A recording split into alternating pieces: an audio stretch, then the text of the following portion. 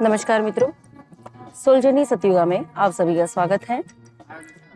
हमारे मित्र ने एक प्रश्न पूछा हुआ है जिसका आंसर देना मुझे ज़रूरी लग रहा था और उनको इंडिविजुअल आंसर देने से ज़्यादा मैंने समझा कि इसके ऊपर एक वीडियो बना लिया जाए, क्योंकि कहीं कहीं बहुत सारे लोगों के ये प्रश्न है कि जैसे कि आध्यात्म की उन्नति के लिए हमारे संत ऋषि मुनि जिन्होंने हमें बताया है कि ब्रह्मचर्य का पालन करना ज़रूरी होता है।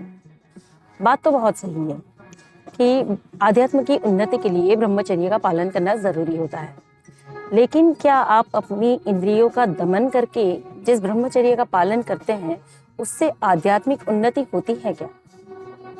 क्योंकि जिस भी चीज को आप दमन करेंगे वो उतनी ही ज्यादा डबल एनर्जी से वो ऊपर आएगी, सरफेस होगी या इम्पैक्ट करेगी। तो ब्रह्मचर्य का पालन एक क्या चीज होती है, इसे समझना बहुत जरूरी है। ब्रह्मचर्य का पालन मतलब कि आपकी जो इंद्रियां हैं, आपकी जो सेक्सुअल डिजायर्स हैं या आपकी जो सैक्रल चक्र की एनर्जी है उसे परमानेंटली राइज करना, परमानेंटली उस एनर्जी को ऊपर की तरफ ले जाना। जब जीवन में आप अतृप्त हैं अपने रिश्तों से, अपने आनंद से या अपने जीवन के हर एक पहलू से, अगर आप अतृप्त हैं और किसी भी चीज़ का अगर आप दमन करते हैं तो वो ब्रह्मचर्य का पालन होते हुए भी पालन नहीं होता है। ब्रह्मचर्य का पालन तब हो पाता है जब आप संतुष्ट हो चुके हैं, हर एक प्रकार की इंद्रियों से, हर एक प्रकार के विषय और वासनाओं से संतुष्ट हो चुके हैं, अटैचमेंट आपके छूट गए हों, संसार के प्रति आपका मोह विलीन हो चुका हो और उस समय पे आप ब्रह्मचर्य का पालन करते हैं। मतलब कि हमारे जो समाज में हमने देखा है या हमारे पूर्वजों ने या फिर जिन्होंने भी, जो ऋषि मुनि है, जो संत हैं, जिन्होंने ब्रह्मचर्य का पालन करते हुए देखा है, हमने उनको देखा हुआ है, तो हम उनको समझेंगे कि वह तृप्त हो चुके थे, वह तृप्त हो चुके थे। और जो तृप्त नहीं हुए उनके जीवन में कोई ना कोई ऐसी घटना या ऐसी परिस्थितियां होती हैं जो वापस उनको उसी विषय और वासना का शिकार बना देती है। तो कुछ ही साधु संत हम ऐसे देख पाएंगे जो ब्रह्मचर्य का सही तरीके से पालन कर पाते हैं, लेकिन ये देखिएगा कैसे, ये हमें समझ में कैसे आएगा, हम कैसे जान पाएंगे? इसको देखने का या जानने का कोई तरीका नहीं है। कोई एक व्यक्ति बाहर से इतना शुद्ध आचरण कर रहा है लेकिन उसके मन के विकार कहाँ जा रहे हैं ये हम देख नहीं पाते हैं। तो एक लास्ट लाइव सेशन में मैंने जैसे एक कहानी बताई थी कि 3 ऋषि थे।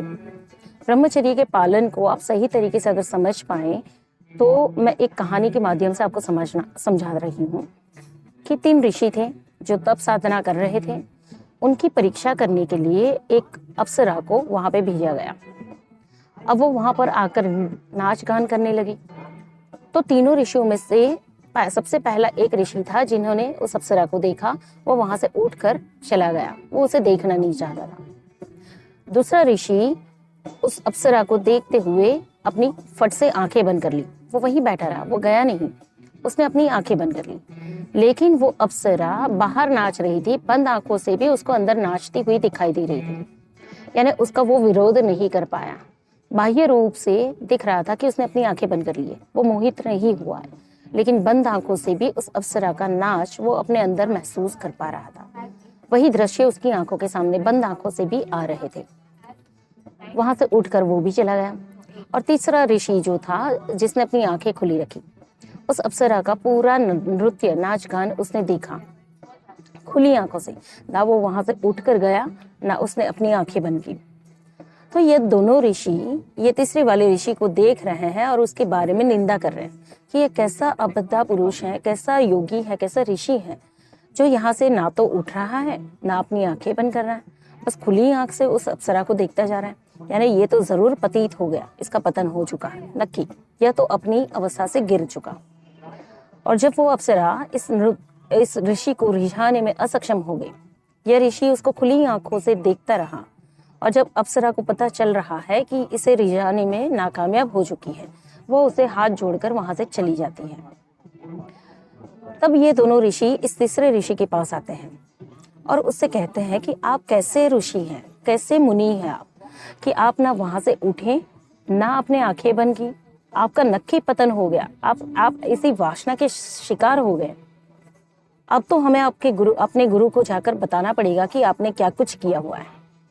तो ये तीनों ऋषि यहाँ से उठकर अपने गुरु के पास गए और उन दोनों ने अपनी अपनी बातें कही। तीसरा ऋषि वहीं पे मुस्कुराता हुआ खड़ा था। ऋषि अपने गुरु को देख रहा था। गुरु समझ गए कि इस ऋषि ने क्या कुछ हासिल कर लिया है, क्या कुछ पा लिया है। उस गुरु ने पहले और दूसरे दोनों ऋषि को बताया कि आप वहां से उठकर खड़े हो गए क्योंकि जिस वासना का, जिस नृत्य का आप सामना नहीं कर रहे थे, वहां से आपका शरीर भी रेजिस्ट कर रहा है क्योंकि आपके अंदर ये वासना भी बची है। तब जाकर आपको यहाँ से उठकर भागने की जरूरत पड़ी। दूसरे ऋषि से कहा, आपने आंखें बंद कर ली, आप वहीं बैठे रहे पर आपने अपनी आंखें बंद कर ली, पर वो अप्सरा बंद आंखों से भी आपके अंदर नाच रही थी। मतलब आपके अंदर की वासना अभी भी अंदर नाच रही थी, वो संपूर्ण नष्ट नहीं हुई है। और तीसरे ऋषि को देखकर कहा, आप अब अपनी वासनाओं से परे निकल चुके हैं। आप खुली आंखों से उसी शरीर से वहां बैठे रहे और आपने ऑब्जर्व किया कि अंदर एक भी वासना का कीड़ा आपके अंदर उठ नहीं रहा है। आपने उसे साकार किया, वहीं बैठे रहे। आपने उन परिस्थितियों का सामना किया और परीक्षा में आप उत्तीर्ण हो गए, आप पास हो गए कि आपने अपने जीवन में एक स्टेज और ऊपर बढ़ा लिया। तो ये कहानी छोटी सी कहानी है जो समझ में आपको आनी बहुत ज़रूरी है कि ब्रह्मचर्य का पालन क्यों होता है और क्यों करना ज़रूरी है। जब आप अपने संसार से संतुष्ट हो चुके हैं, मोह का त्याग कर चुके हैं और आपने अपने जीवन में अब उस संतुष्टि के स्तर को पा लिया है जहाँ पे आपके अंदर की वासना बची नहीं है, जिसे दमन करने की जरूरत नहीं है, तो आप अब बाकी का अपना जीवन, आपके अंदर जो उत्पन्न होने वाली उस एनर्जी है जो आपके सैक्रल चक्र में जा रही है, जो बार बार हम सेक्स के माध्यम से उसे रिलीज कर देते हैं, उस एनर्जी को आप अपने ऊपर के चक्रों की तरफ गतिमान करेंगे। जब आप ध्यान अवस्था में जाएंगे या जब आप ब्रह्मचर्य का पालन करेंगे तो रोजिंदा जीवन में जो आपके अंदर पैदा होने वाली जो ऊर्जा है, जो क्षणिक आनंद में चली जाती है, उसका व्यय ना होते हुए वह ऊपर के चक्रों की तरफ गतिमान करती है, जिससे आपके ऊपरी ज्ञान चक्र जो हैं, जैसे कि हार्ट चक्र, आपका आज्ञा चक्र और आपका सहस्रार और विशुद्धि, ये चारों चक्र एक्टिवेट होते हैं जो ज्ञानेंद्रियों के साथ जुड़े हुए हैं। ठीक है, नीचे के 3 चक्र आपकी कर्मेंद्रियों के साथ जुड़े हैं, सोलर प्लेक्सिस, सैक्रल चक्र और आपका रूट चक्र, जो आपके सामान्य संसार के नीति नियमों को पूरा करने के लिए या उस उद्देश्य को पूरा करने के लिए उपयोग में आते हैं। तो रोजिंदा डे टू डे लाइफ में जब व्यक्ति छोटे से प्रक्रिया से या संभोग से जो सुख और आनंद को पाता है, वो ऊर्जा को व्यय कर देता है। लेकिन जब संतुष्टि का लेवल आपका पूर्ण हो जाता है, संसार का उद्देश्य आपका पूर्ण हो जाता है, अब आपको ईश्वर की प्राप्ति करनी है, आपको परम ज्ञान को प्राप्त होना है, उस समय पे उस ऊर्जा का दिन भर रोजिंदा आप यही नहीं करते हुए उस एनर्जी को ऊपर के चक्रों की तरफ गतिमान करेंगे और जिससे आपकी कुंडलिनी शक्ति जागृत होती है और जो आपकी कुंडलिनी ईडा और पिंगला और उसके बीच में जो मध्य में है सुषुम्ना, इन तीनों शक्तियों का जागृत होना, उसमें एनर्जी का प्रवाह बनना और ऊपर के चक्रों की तरफ उसका गतिमान होना, जहाँ पे आपको जैसे कहते हैं ना कि भगवान ने त्रिनेत्र अपना खोला, तो इसी प्रकार से जब आपके ऊपर के चक्र खुलने लगते हैं तो भूत, वर्तमान और भविष्य आपके सामने स्पष्ट होने लगता है और आप आध्यात्मिक उन्नतियों को पाना शुरू करते हैं। उद्देश्य ब्रह्मचर्य को करने का, पूरा करने का या उसे पालन करने का उतना ही होता है कि आप सांसारिक मोह माया से अब मुक्ति लें।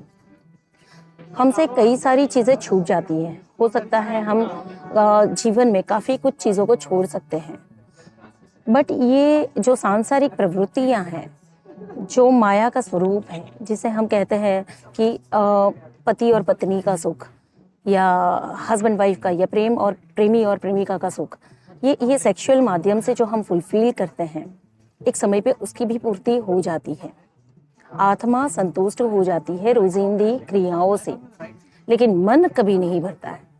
तो कई बार हमें सोचने की जरूरत होती है कि क्या ये शारीरिक जरूरतें आत्मा की खुद की जरूरतें हैं या ये मन की जरूरतें हैं।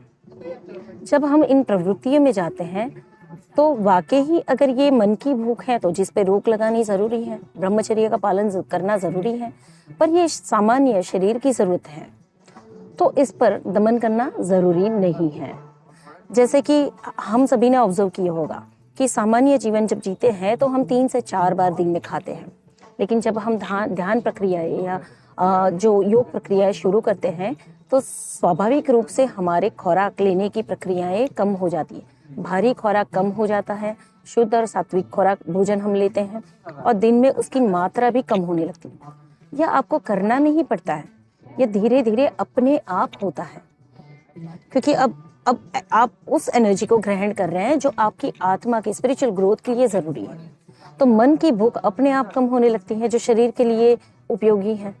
शरीर को वो एनर्जी मिल जा रही है जो कॉस्मिक एनर्जी शरीर या आत्मा ग्रहण कर रहा है, जिससे पेट की भूख अपने आप कम होने लगती है।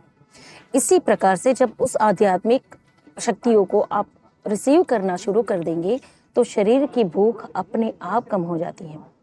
जहाँ पे ब्रह्मचर्य का पालन नहीं करना होता है, ब्रह्मचर्य का पालन होता है। ब्रह्मचर्य का पालन सिर्फ शारीरिक रूप से करना जरूरी नहीं है, मानसिक और आत्मिक रूप से भी करना जरूरी होता है। और आत्मा बखूबी जानती है कब यह तृप्त होती है, मन से मुक्त होती है, शरीर से भी उसके नीति नियमों से, उसके बंधारों से मुक्त होती है। आत्मा एक तृप्ति का अनुभव करती है, अपने आप ब्रह्मचर्य का पालन होने लगता है, उसे करना नहीं होता है। तो इस विषय को मुझे थोड़ा सा डिटेल में आपको बताना था, जिसकी वजह से हमारे उस मित्र के प्रश्न को मैंने वीडियो के माध्यम से अपलोड करना ज़रूरी समझा। उम्मीद है आपको ब्रह्मचर्य का पालन करना क्यों ज़रूरी है और वह कैसे होता है उसकी समझ आई होगी। अगर कोई प्रश्न इसके रिलेटेड है तो आप मुझे कर सकते हैं, मैं कुछ और आपको डिटेल में समझा सकती हूँ। धन्यवाद।